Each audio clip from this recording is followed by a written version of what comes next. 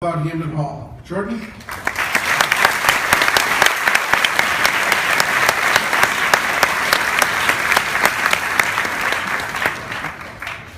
Thanks, Bob. For me, I'm totally intimidated by those speeches. Those speeches were awesome. It's really nice for me to be home. I live in Chicago, and it brings back a flood of memories. I'm so glad the graduation ceremony is here on this campus. First of all, I'd like to offer my congratulations to the class of 2015. Today's a big day. You made it.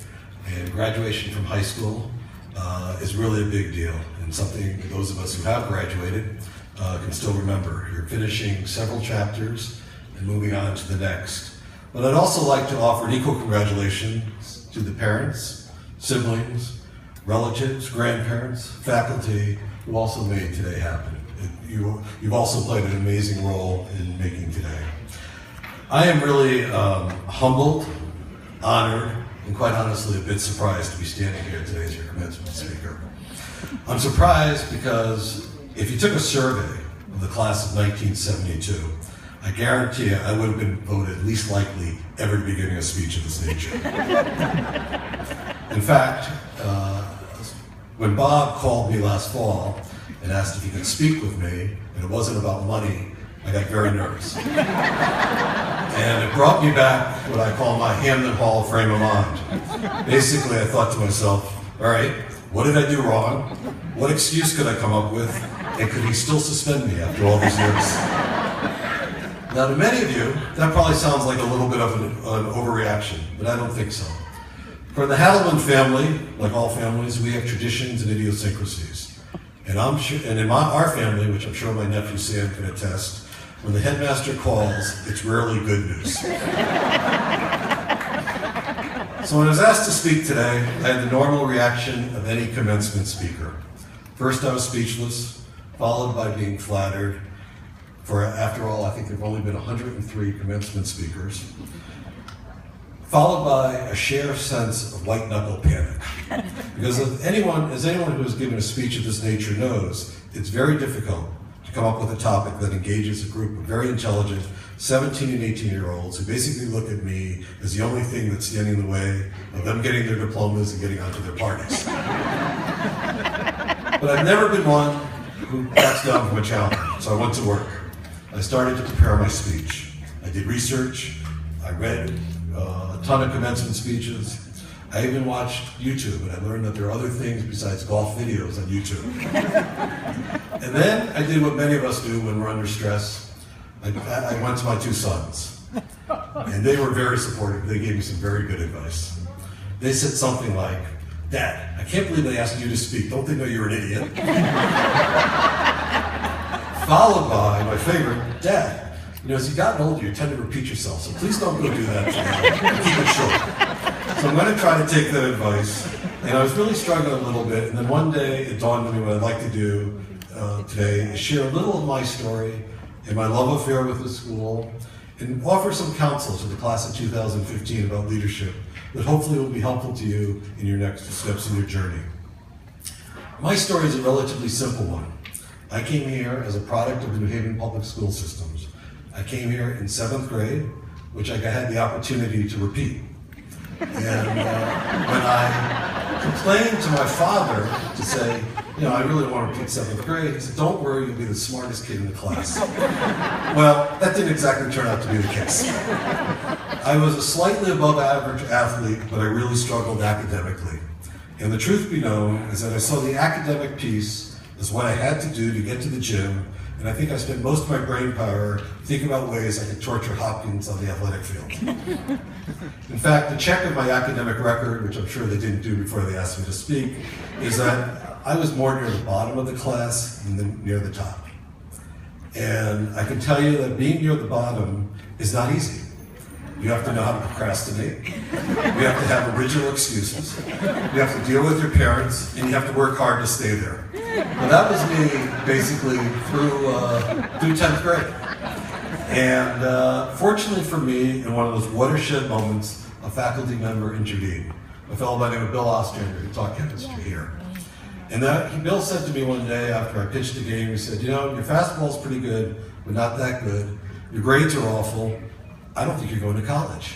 And I idolized Bill Ostrander. I can remember like it was yesterday. It happened right in that building over there. I was crushed. So I got my act together, and it was really quite the wake-up call.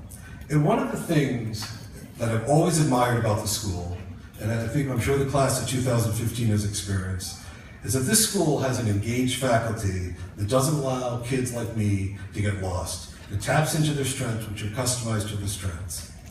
In fact, one of those people, one of the faculty members, is here today. My 7th and 8th grade math teacher, Mrs. Canavacciolo. And I publicly want to thank you, Mrs. C, for believing in me more than I believed in myself. Because I guarantee you, if that wasn't the case, I wouldn't be standing here today if it wasn't for your help.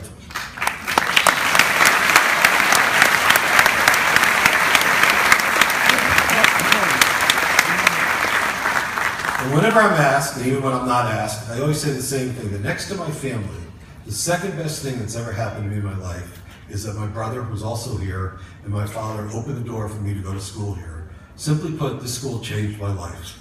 For the lessons I learned here about leadership stuck with me and really became the guiding principles of my life that I used in shaping my views of the world, both professionally and personally. As Bob said, after I left Hamden Hall, I got somebody else's admission letter to hit Georgetown. I went to GW on a Navy scholarship, spent 3 years with Uncle Sam at Bethesda Naval Hospital. And in 1981, I moved to Chicago. Chicago's a wonderful city, very flat. I had one friend in the city and $150 in my checking account. And over the years, through some hard work and a lot of luck, I had the privilege of building a national market leader in executive search. And also at that time, I had the opportunity to recruit over 175 CEOs of leading healthcare organizations in the country. And through those years, I've been exposed to some really talented leaders. And leadership is one of those things that's really hard to define, but it's very apparent when you see it. It's a game changer for any organization. It comes in all shapes, sizes, styles, race, religion, and gender.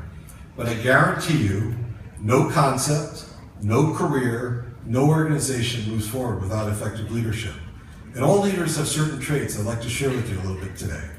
So the first pearl of wisdom I'd like to share with the class of 2015 is that you are prepared to be a leader. And very fortunate to have an environment like Hamden Hall and attend an environment like Hamden Hall. You may not believe it now. In fact, I personally can remember graduation like it was yesterday. I was excited to be leaving home. I was starting fresh. I was going out on my own. And at the same time, as Isaac said, I was scared to death to know whether I was ready. I'm here to tell you that no matter what field of endeavor you pursue, you're more than prepared. The education you received here with small classes, the ability to critically think for yourself, the values you've had instilled, and the experiences you've had will put you in good stead to be successful in the next chapter.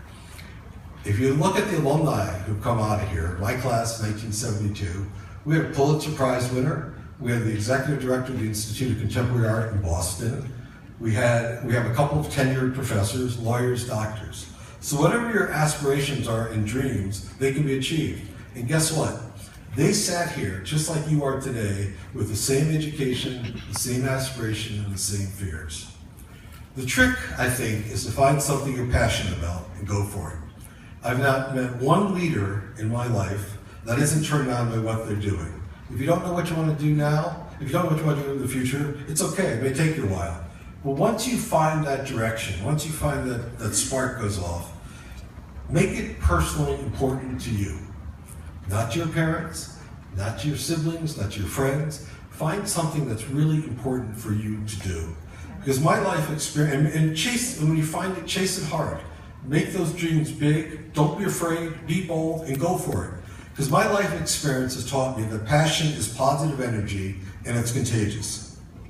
And the most important thing is that once you have the direction, you have to have the perseverance and the dogged determination to make it happen. The other reality is that in order to be a leader, you need to be ready to compete. This afternoon, we're recognizing your many accomplishments that are very impressive. I've seen the list of schools that you're going to. It's amazing. But I don't want to break the news to you. But in high schools across the country, your peers are experiencing the same thing. In each of these classes, there's a valedictorian, there's someone who's been a lead in the play, and there's someone who's been the captain of the baseball team. And while it is great what you have achieved, and we're here to recognize that today, the reality is that everyone gets to reset the clock and go back to the starting line after they graduate high school. If you're going to succeed, you need to be prepared to work harder than you've ever worked before. And where I've no doubt you'll be successful in the next chapter, I can tell you it doesn't come by accident, and oftentimes it's the result of simply outworking your competition. Simply put, there are no shortcuts. The harder you work, the luckier you're going to get. The other reality, as you move forward, is counterbalancing your successes will be the other side, known as failures, or when things don't go as you hope. And I'm here to tell you, as someone who's failed at a lot of things, failure is a good thing. All leaders have failures. It happens in everyone's life. It is inevitable that along with the wins come the losses. And although I've always subscribed to what I call the losing hard approach to failure, I don't like to lose, I've found failure to be an amazing learning tool. In fact, I would say I've learned more from when things don't go well than I have when things have gone well. It means generally you've pushed yourself out of your comfort zone and you pushed yourself. The trick with failure is pretty simple. You take personal responsibility for it, you figure out what you could have done better, and then you have the grit to bounce back. And grit's really important. But I think the most important tool you'll need to achieve your dreams moving forward will be an unwavering value system based on integrity. Figuring out really what's important to you in your life is a lifelong experience and a really important exercise. On the list, I suspect, would be family, community, faith, service to others. But my experience would be that integrity needs to be the fundamental building block to support your value system. For many of you, as we heard, this will be the first time you'll be leaving home, the safe environment of your home and school. And I suspect, like I did, you'll face the thrill and challenges that go along with that freedom. I also expect that you'll use the next 4, and in some cases 5 years, to continue to discover who you are and the direction you want to take. It's a great but scary story that every generation travels. And most of what you will experience going forward will be positive and exhilarating and transformational. However, the reality is you're also going to be put in some new and uncomfortable situations that will test your value system. Knowing the difference in these situations between right and wrong never goes out of fashion.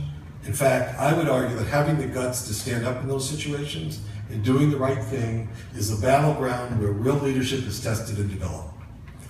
Lastly, as you move forward, remember to stay humble, grateful, and grounded.